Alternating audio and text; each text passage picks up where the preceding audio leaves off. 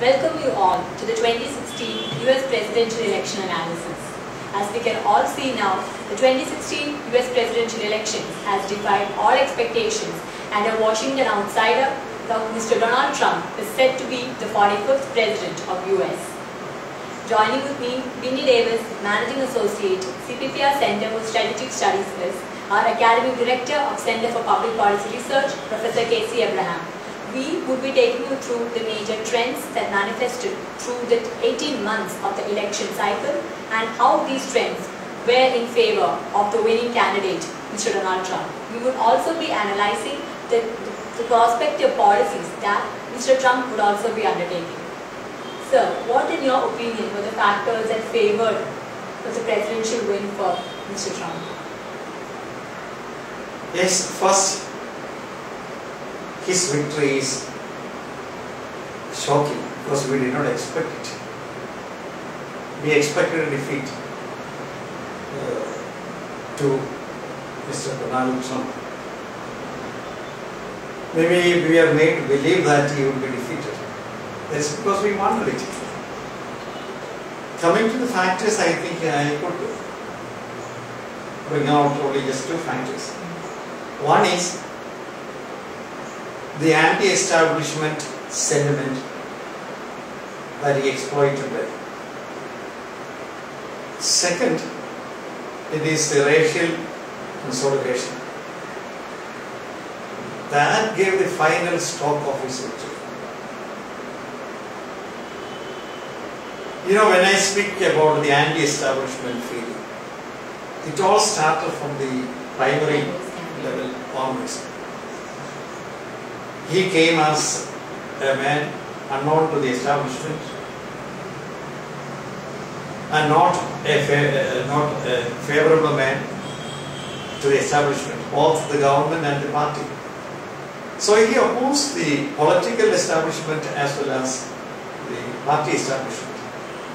He had to oppose, he had to criticize the government establishment because he had to prove that what has been happening in America in the past 10 years, it was due to the bad governance, or it is because of the misdeeds of the Obama government.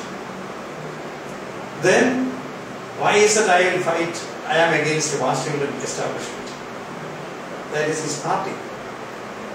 Throughout this campaign, he has been just what is called lambasting on his party leadership. And you know, ironically, the party leadership, they were rather very cold-footed towards him. In fact, many of the leading lights in the Republican Party, they denounced his candidate. A former Secretary of State said that he is unfit to be the American president. And Colin Powell went to the extent of calling him as an international pariah.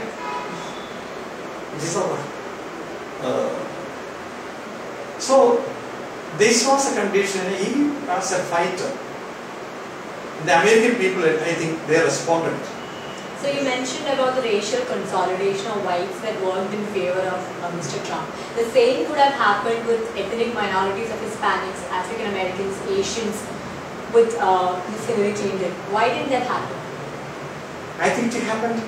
That's why he could get the vote of the white. See, it was a frenzied campaign with all his toxic materials. In fact, he infused that poison of racialism into the American psyche. He said for America, for the agony, for the discontentment of America today, all the problems of America today is somebody else. And who are somebody else? Within America, the immigrants, the minorities, and of course, though he did not say, the Obamacare beneficiaries, that is the poor African Americans. When he eliminated, they consolidated behind Ms. Clinton. And when it was very clear, when it became so evident that overwhelmingly these people would vote for Hilary Clinton, and he went on, he said, we have to make the real America of the real Americans, the original Americans, it's natural Americans. And he was meaning it as the white Americans. And I believe the white Americans, they consolidated their vote. The data shows that large majority, almost 60% of the white voted for him. It's a substantial part of the population that can give a majority.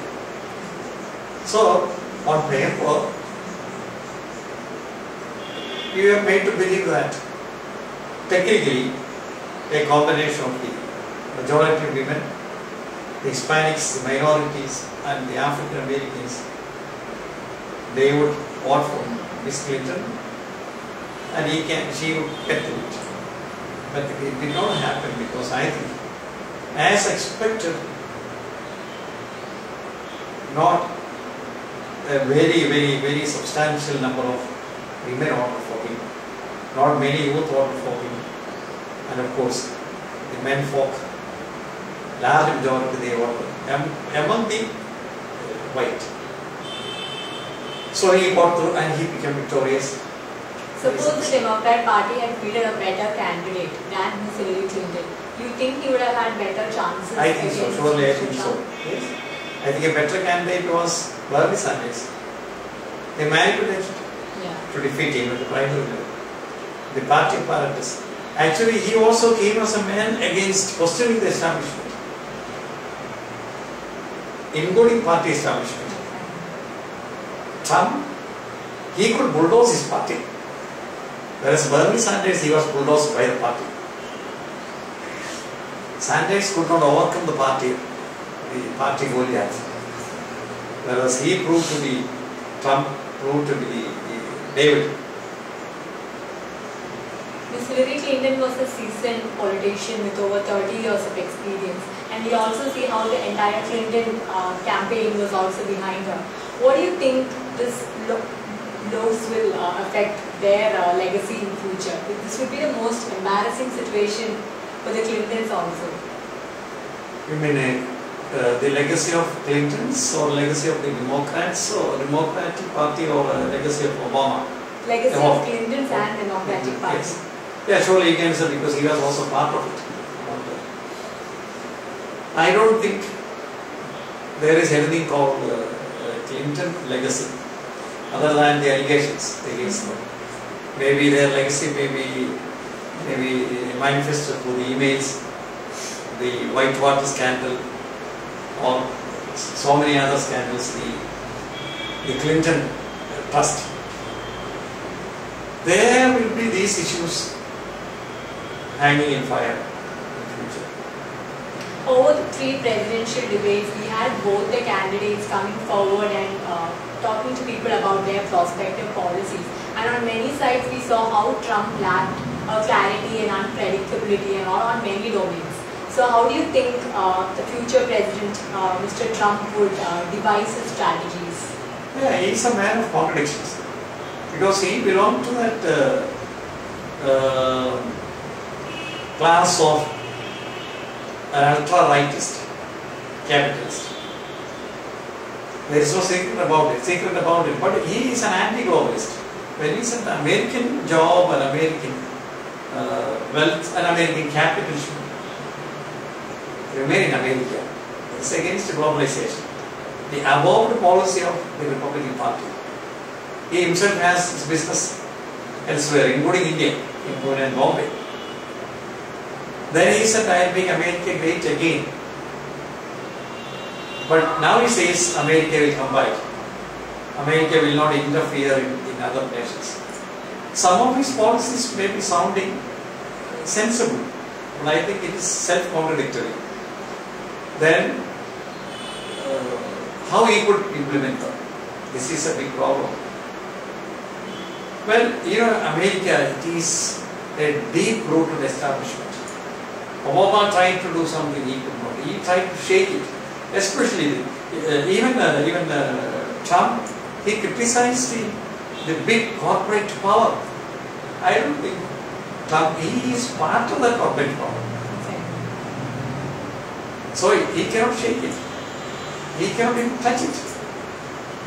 If Sanders was there, Sanders, I think he would have been, I think his integrity would have been approved to the people. Even if he is defeated, a better trusted man he would have been than Clinton. And I think the other problems would have been forgotten by the people. I feel he would have been a better candidate to Trump. We also saw how the Democrats were also losing out on most of their strongholds, especially in the swing states of Florida, Arizona. So considering this predicament, how do you think the Democratic Party should revamp their image? You are right. I think over the years, Obama was a president, he got the support, but his party was getting weakened. Maybe this is something we can criticize about Obama, that he did not strengthen his party. You know, there were many by-elections to the Senate. Most of them were lost. Yeah. And even when there was simultaneous election to the House of Representatives and to the President, Obama won, but the House was dominated by the Republicans. So this contradiction was because the party was not strengthened. So they are in a predicament. They will have to get right their credibility. They will have to reorient. So after Trump, I think the party and the leadership in the Democratic Party should reorient its policies. I should say their vision of America and the world.